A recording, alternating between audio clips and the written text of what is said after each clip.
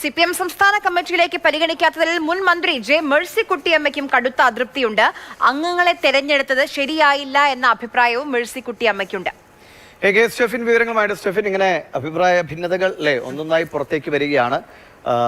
എത്രമാത്രം പത്മകുമാർ ഉന്നയിച്ച പോലെ അത്ര കടുത്ത നിലയിലുള്ള ഒരു വിമർശനമാണോ, അതോ ഒരു വ്യക്തി എന്ന നിലയിൽ ഇപ്പോഴത്തെ കാര്യങ്ങളുള്ള ഒരു വിയോജിപ്പ് രേഖപ്പെടുത്തൽ മാത്രമാണോ?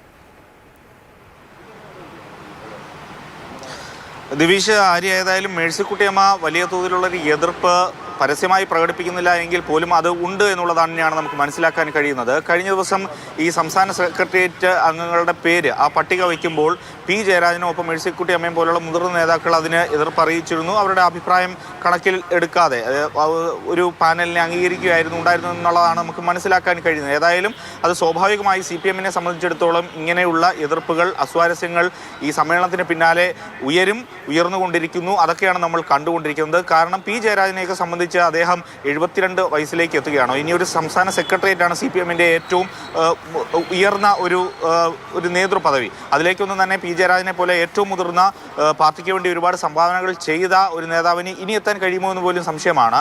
അപ്പോൾ ആ ഒരു പാർട്ടിയിലെ നേതൃത്വത്തിലേക്കുള്ള ഒരു കടന്നുവരവ് അല്ലെങ്കിൽ മുന്നോട്ട് പോക്കെല്ലാം തന്നെ ഏതാണ്ട് അസ്തമിച്ച ഒരു സ്ഥിതിയുണ്ട്. ഒപ്പം തന്നെ ആനാവൂർ നാഗപ്പൻ സംസ്ഥാന സെക്രട്ടറിയിൽ നിന്നും ഒഴിഞ്ഞപ്പോൾ അവിടെ പകരം തിരുവനന്തപുരത്ത് നിന്ന് തന്നെ ഒരുപക്ഷെ കടകംപള്ളി സുരേന്ദ്രൻ, M വിജയകുമാറോ അങ്ങനെ ഏതെങ്കിലും തിരുവനന്തപുരത്ത് നിന്ന് തന്നെയുള്ള ആളുകൾ വരുമെന്ന് പ്രതീക്ഷിച്ചിരുന്നു. പക്ഷെ അതുണ്ടായില്ല.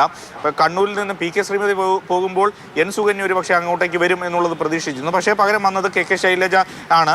അതിലേതായാലും മറ്റ് എതിരഭിപ്രായങ്ങളൊന്നും തന്നെ ഇല്ല എന്നുള്ളതാണ്. പക്ഷേ AK ബാലൻ ഒഴിയുമ്പോൾ നേരത്തെ തന്നെ കഴിഞ്ഞ സെക്രട്ടറിയിലും ഒരുപക്ഷെ MB രാജേഷിനൊരു അവസരം കിട്ടുമെന്നൊക്കെ തന്നെ വിചാരിച്ചിരുന്നു. പക്ഷേ AK ബാലൻ ഒഴിയുമ്പോഴും MB രാജേഷിന് ആ ഒരു പ്രാധാന്യം ലഭിക്കുന്നില്ല എന്നുള്ളതുമുണ്ട്.